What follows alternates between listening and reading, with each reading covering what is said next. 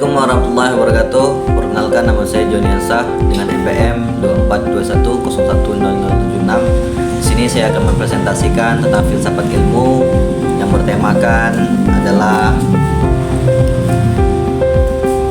aksiologi. Pengertian aksiologi adalah filsafat ilmu, cabang filsafat yang mempelajari tentang sifat, hakikat, dan dasar-dasar pengetahuan ilmiah serta hubungan antara pengetahuan dan realitas. Nah, aksiologi juga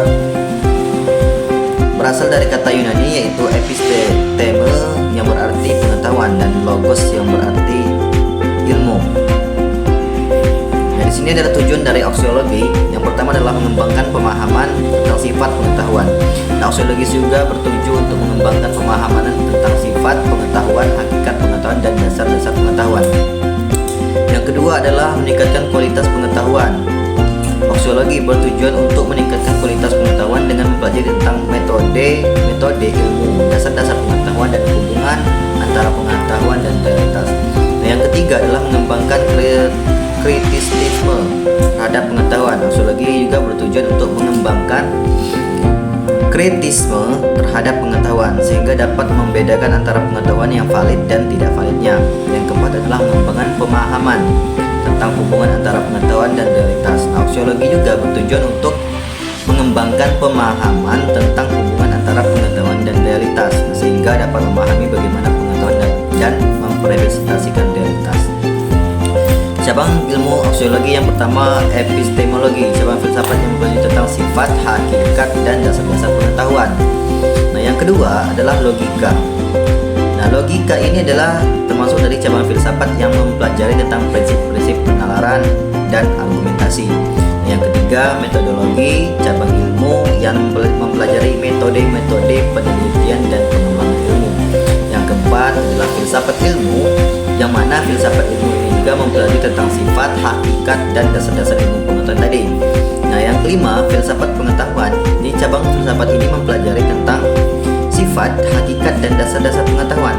Nah, yang keenam adalah ontologi. Nah, ontologi ini juga cabang filsafat yang mempelajari tentang sifat, hakikat, dan dasar-dasar realitas. Nah, 7 siometika, cabang ilmu yang mempelajari tentang tanda-tanda dan simbol-simbol dalam komunikasi. Nah, di aksiologi juga mempunyai teori. Yang pertama adalah teori pengetahuan empiris. Ini adalah menyatakan bahwa pengetahuan diperoleh melalui pengalaman dan observasi.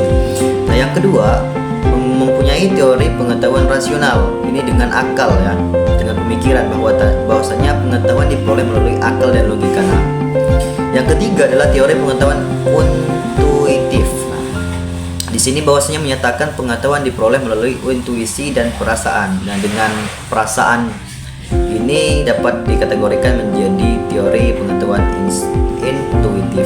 Yang keempat adalah teori pengetahuan pragmatis, di mana ini juga memperoleh tentang pengalaman dan kegunaan praktis. Nah, yang kelima adalah teori konstruktif. Teori ini menyatakan bahwa pengetahuan dibangun melalui proses konstruksi sosial dan budaya. Jadi ini sesuai dengan budaya dan suku yang telah dibahas di kelompok 3 kemarin. Nah, yang ketujuh adalah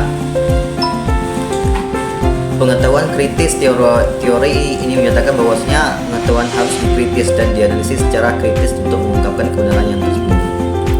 Nah, kesimpulan dari aksiologi juga mempunyai pengertian bahwasanya tentang sifat ini, hakikat, dan dasar-dasarnya pengetahuan ilmiah dengan memahami teori-teori dan tokoh-tokoh dalam aksiologi filsafat ilmu kita dapat meningkatkan pemahaman. Yang pertama pemahaman, yang kedua pengetahuan, dan yang ketiga meningkatkan kualitas pengetahuan. Baik, mungkin hanya ini yang dapat saya sampaikan.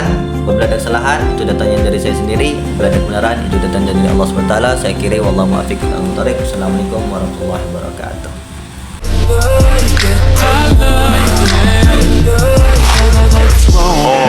Pull your panties down from under you.